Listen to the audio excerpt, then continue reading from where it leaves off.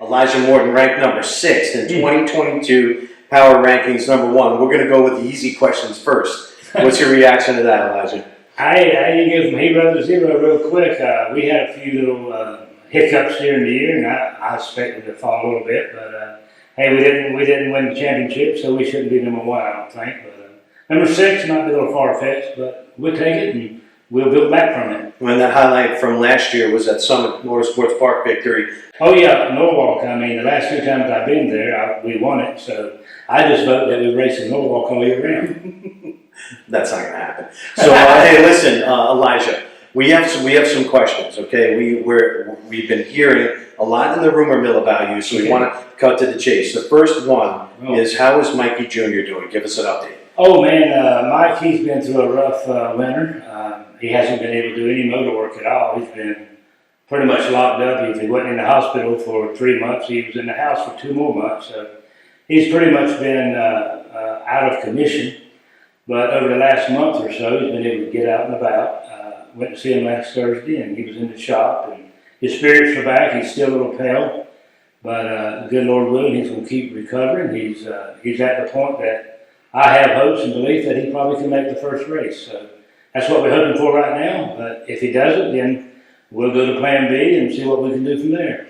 What is Plan B, Elijah? We don't really have a Plan B. We're trusting in Plan A right now. Okay, all right, good. Wow, so we're, 4, 5, 6 weeks away from the season starting, and you don't even have a Plan B if your Plan A falls apart.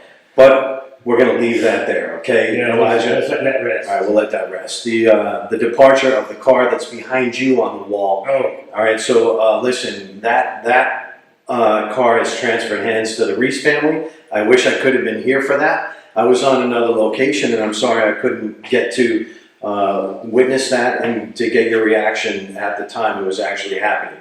Tell us about your reaction. How do you feel about it now after the transfer of that vehicle? Well, it's a special car to us. It won the 2013 World Championship with me driving it, and we had a lot of good memories in it. I had it sold one time before, but my grandson said don't sell it, so I stopped the sale of it on that particular occasion. But it's been sitting now for, I don't know, 4 years or so, and nobody's been able to use it. It's a good car. We've got all the bugs worked out. We understand you couldn't be here. There was probably something more important to be doing than to be here, but we understand that. What we call. I think I was with my family, and yes, that would be more important. I'm glad you cleared that up. But yeah, it's kind of like my mother-in-law running over the cliff in my brand new car. I got mixed feelings about it. And I really hated to see the car go, my brand new car go, but I don't have to deal with mother-in-law anymore. But it's kind of like that. I mean, if you can imagine. But I'm sure they'll have a good time with it. It's ready to go. I mean, I left it set up just like I was driving it. I didn't do a lot of turning of any four-links or anything to make it do different. So they should be able to set a motor in it, drop the clutch, and go right down Broadway. So I told him if I was running upside him, he better be a little bit late because I didn't want to get outrun by my own car. And we can't wait to see that play out this year. And we wish the Reese family and Derek and Miles and Granddad, listen, we wish you guys all the best, and we can't wait to catch up with you on the PDRA tour. And then one last easy question. Oh, what are your thoughts about the 25 cars that are going to show up at Galat? If it's without Monte Carlo and John, we'll get an interview with you soon, right? We've been requesting that from you many times, so we're gonna circle back to John Montecalvo and finish that. See if he's showing up this year. And even yesterday on Facebook, he's talking about like he's got a lot of options. Yeah. Right. So what are your and Elijah? We get nervous about you too because he takes me around in Swansboro and he owns the whole place and he's developing the whole place. And it sounds like he's moving on to a new phase of his life. I have put a fresh motor in the car last week and fresh clutch and fresh tires and doing a little maintenance and getting ready to load up. So I feel like I'm racing unless you know something I don't know. You're heavily involved in Allen competition engines. Correct. Are you? What is that relationship? And are you blocking power from going to anyone? No, I have a block power. I mean, he's a little engine shop that could, as I call it. He's only a 3-man show. He doesn't really have the manpower to do other engines. Boone has what I have, and they're friends, and we're all friends. We're one close-knit little racing community, but when we started this several years ago, that we just wanted to have an engine that we could control our own destiny, and that's what we've done for years. When you say control your own destiny, are you controlling where the engines go, who they go to, who do they not go to? We haven't offered them to anyone else. There's been a few that have asked, but I don't feel like we want to do that at this point. Have we ever said, no, don't sell the engine to anyone else? No, but I think it's kind of like a standalone rule that we built this program and we're kind of in charge of this program. Okay, so there's an investment and there's a relationship that's a private relationship between you and the Allen family, and you guys manage that to the success of the team. And who's in the team right now? It's Boone and Morton. Yeah. It's Boone and Morton, and that's it. Well, no one else. Well, there's a Penland engine out there. He was in there when I retired in 14, 15, and 16. They brought him in. He still has an engine from Mike Allen. Now I hear it might be up for sale, so if that's the case, then someone else would have an Allen motor at that point. Not that we don't control that. If you buy it from us, you got to bring it back. No, we don't control that. But I just don't feel that we're an engine shop big enough to sell to other customers. Okay. And keep our program alive. I got you. I think I have it. I think what I've noticed about Elijah after riding around Swansboro is that Elijah is very, very crafty. He's a very intelligent, very hardworking, very figure it out kind of guy. So Elijah probably figured it out like he has in the land development business. Okay, so Elijah used to be in Morton Trucking. That's no longer his.